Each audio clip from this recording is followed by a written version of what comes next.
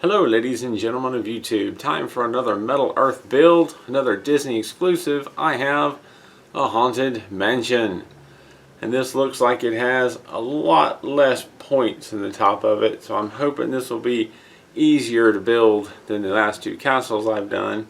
But to see for ourselves, let's open this up and put it together. A Haunted Mansion. A little bit of a tap to get the instructions to the bottom, and we'll tear it open. Inside we have instructions, more instructions, and metal sheets. Only two this time, so about standard, I guess. If we find the first sheet, which has the title on it, open that up.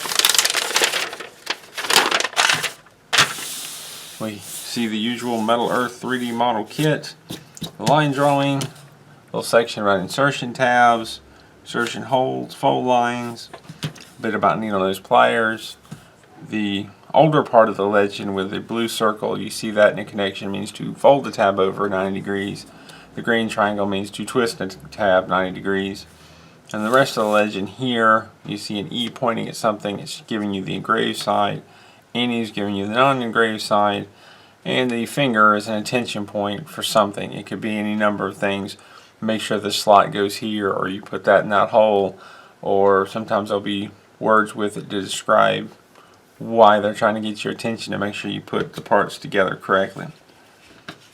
And then down at the bottom, as usual, we have the metal sheets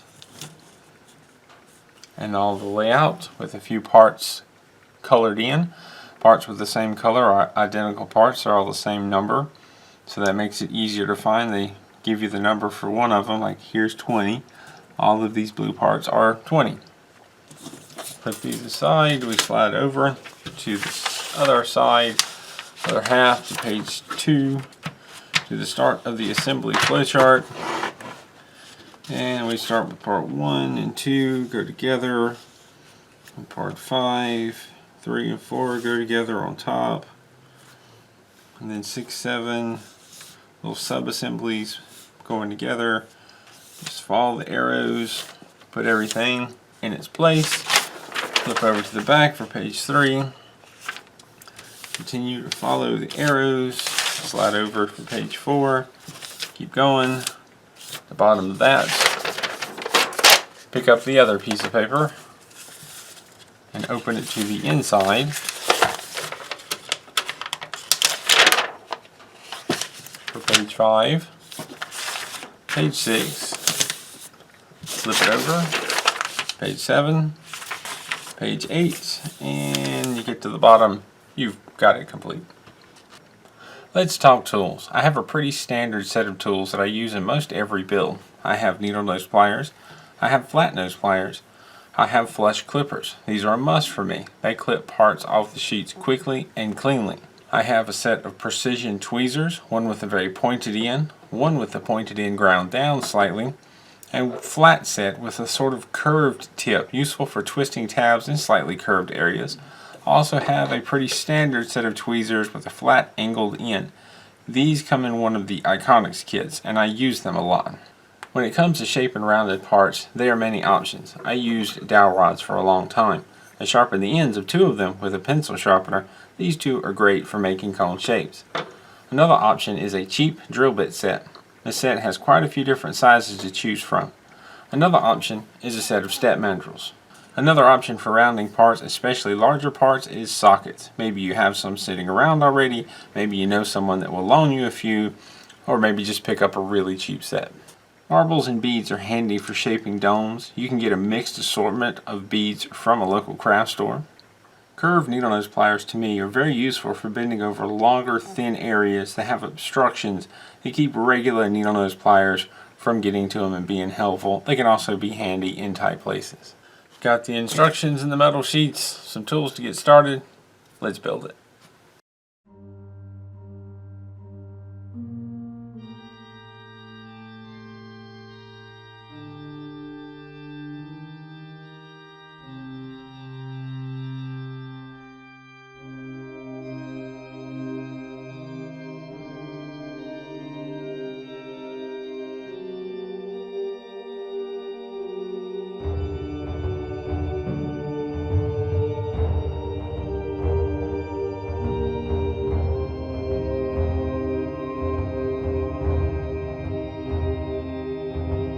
I used a few different size beads to start forming the dome shape.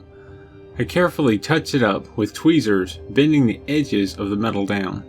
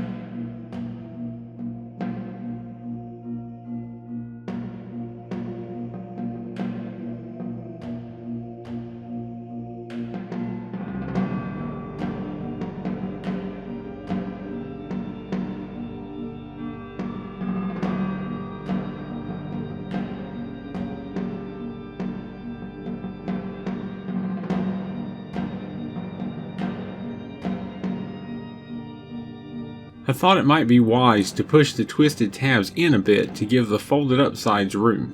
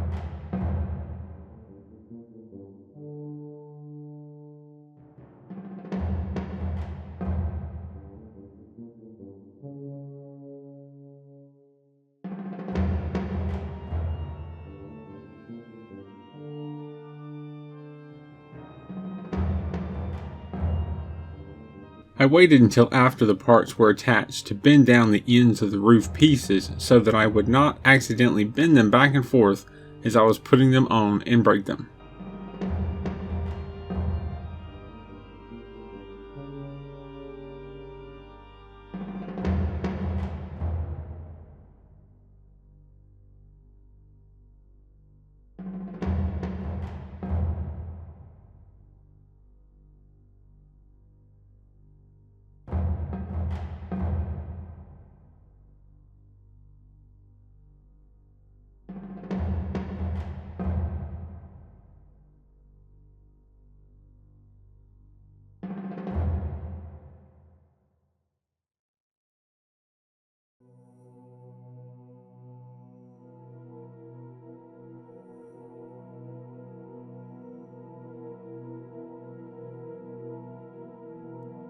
I had a lot of trouble fitting the roof parts together.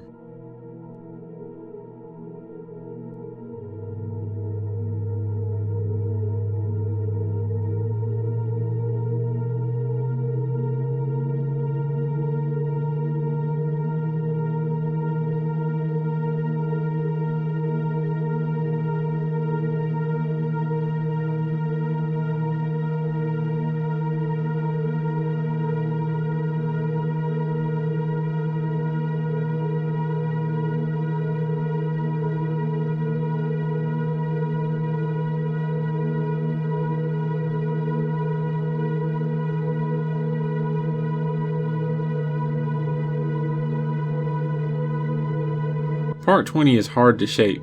I found it best to fold both of the long sides in some, then carefully pinch the two together evenly. If it got a little bit off, pinch the centerpiece against the edge of the two sides to coax it back into shape.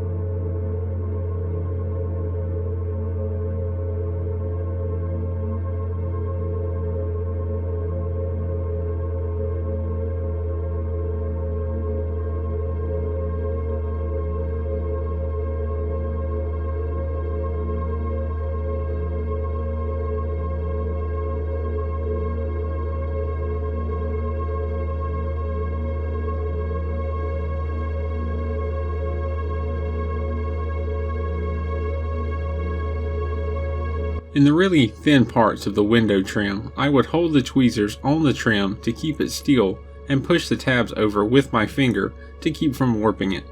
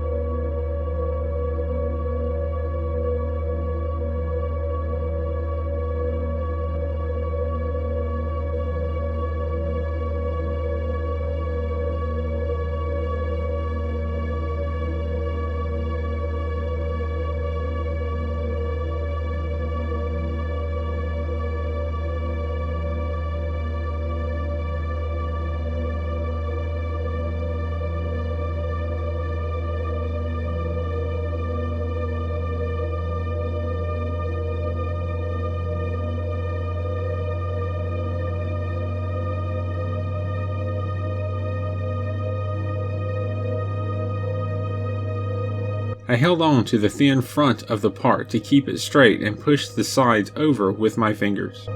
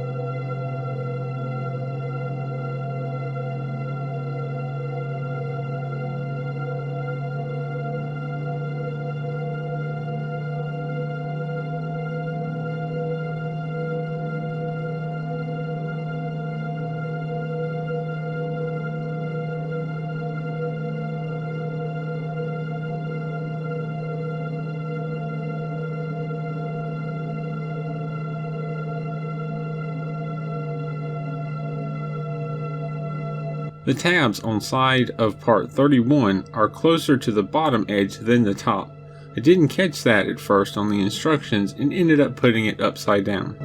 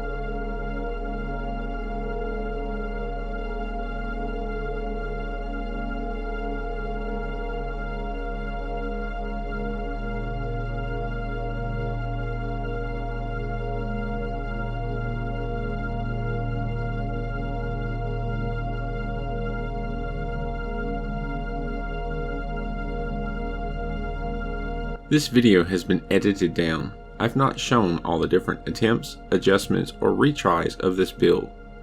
I also clip out parts where I am studying directions, searching for and clipping parts, and sometimes repetitive steps. It may make this kit look like it comes together easier than it did, but there are a lot of bending and adjusting of parts to make things fit. Work slowly, be patient, and take your time.